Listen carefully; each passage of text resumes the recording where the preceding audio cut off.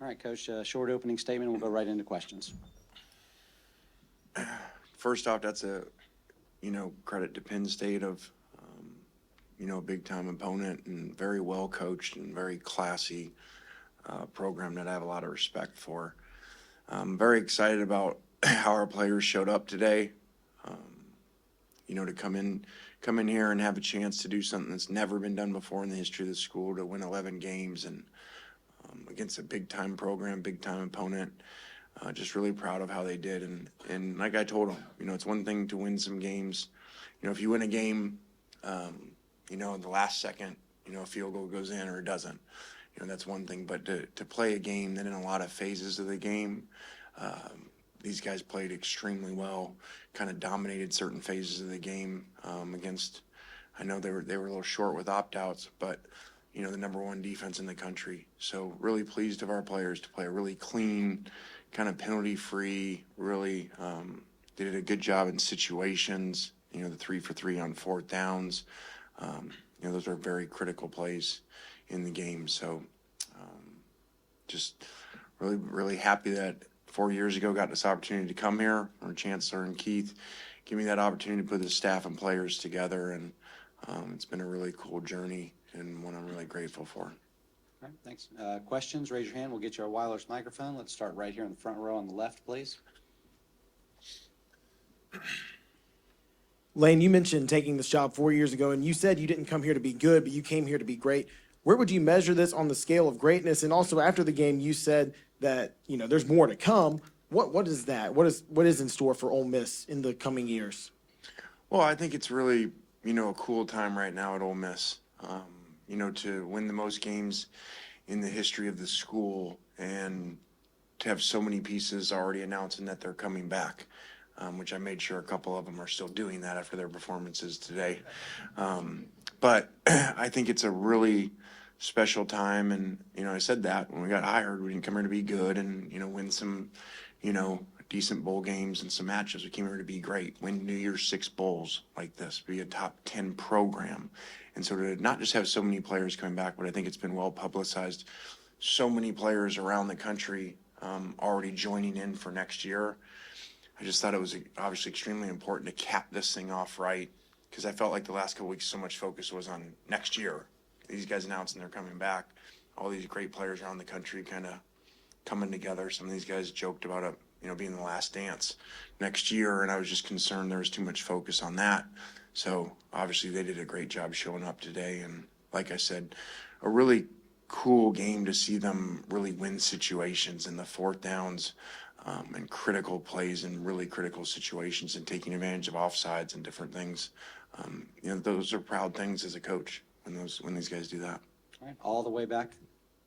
Lane, you mentioned your guys dominating certain phases. I mean, you guys outscored Penn State for most of the second half, 18-0, until it was, that garbage time at the end. I mean, what do you think it was that impressed you about your guys that allowed you guys to, create that serious separation in those third and fourth quarters?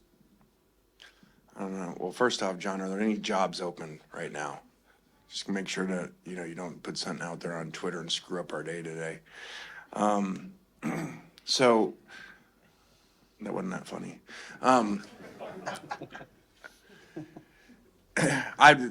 I really did think they did, you say garbage time. It's not garbage time. We need to close the game out better than we did. We didn't do a very good job in 4 minutes on offense there, and on defense. But that was really cool to come out in the second half like that, a game that we had to lead and really have a great kind of dominant third quarter in a lot of phases of the game. And I don't have it in front of me, but I saw the drive chart up on the big screen, before the end of the game there, the last couple series. And there were a lot of touchdowns and scores over here on our side in that third quarter and the first half of the fourth quarter, and a lot of punts and then a blocked field goal on their side.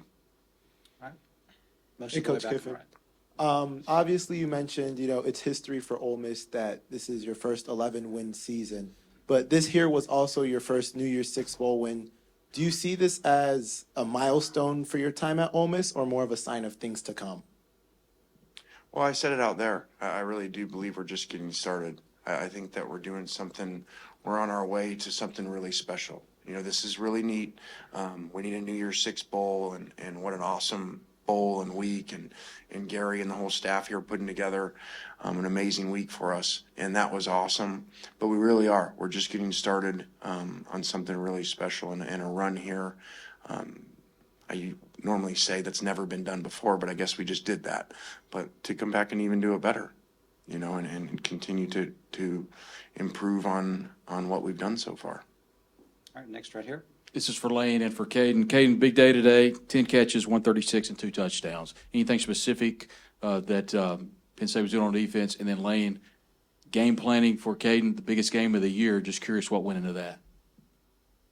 I just got to thank my coaches, Coach Weiss and Coach Kiffin, just for trusting me, and just Jackson for trusting me, and just the whole line, just blocking. I just got to thank my teammates for just trusting me.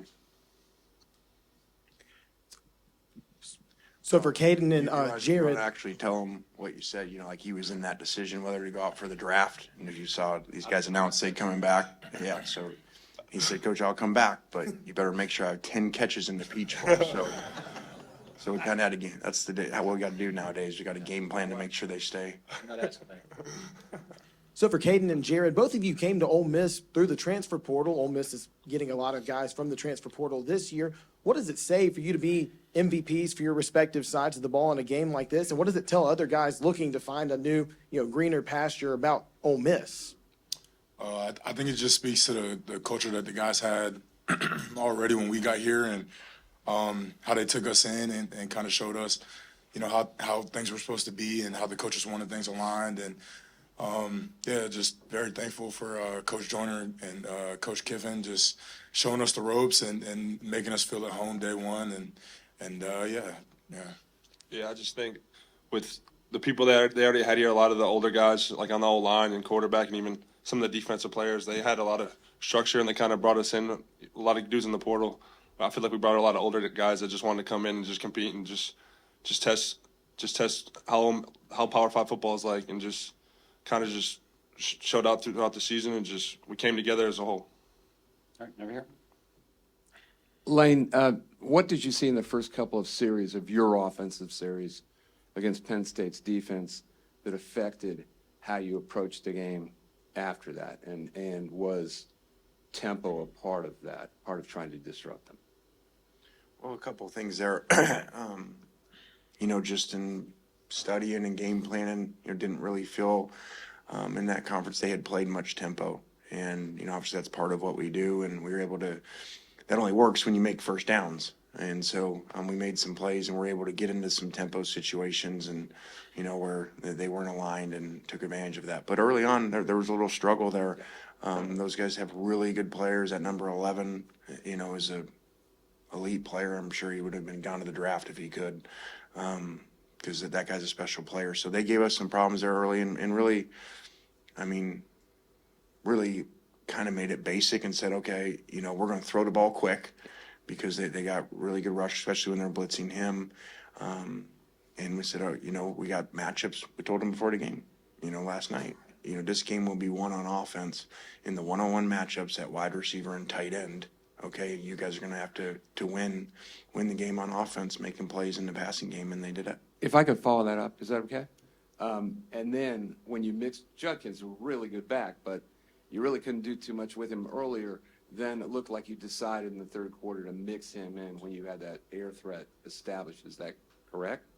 Yeah, that's kind of how it works. Once you, kind of start winning outside the one-on-one matchups, they got really good coaches, and so they adjust and, play some more zone and, put a safety over the top of Trey, and didn't play any much more man on third down. And so, that's part of it. And then we go back to running the ball. But I thought our players did some, really good things in those situations, like those fourth downs. And then, a big thing those guys do is they blitz everybody and play cover zero, as aggressive as anybody in the country in certain situations. And the guys were able, with 2 speed options, to, pass to Quinshawn for a touchdown, and then whatever you want to call it, Philly special, Atlanta special, Oxford special, was another cover zero blitz beater that these guys executed.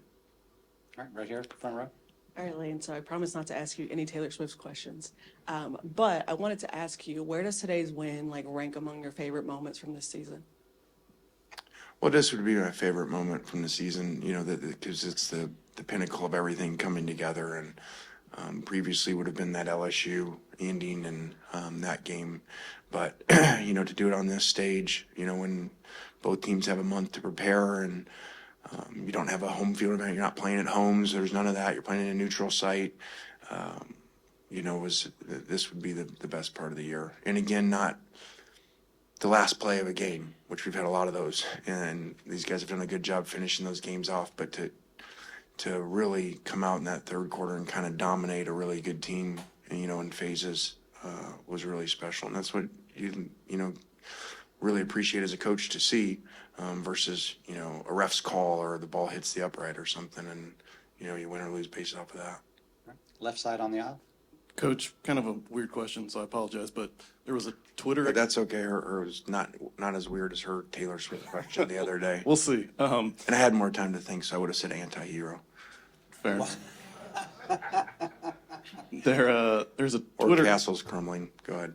There's a Twitter account that you retweeted a couple of times this week that believed to be maybe a troll account putting out fake Penn State player quotes. I didn't know if you were aware of that or made aware of that at any point.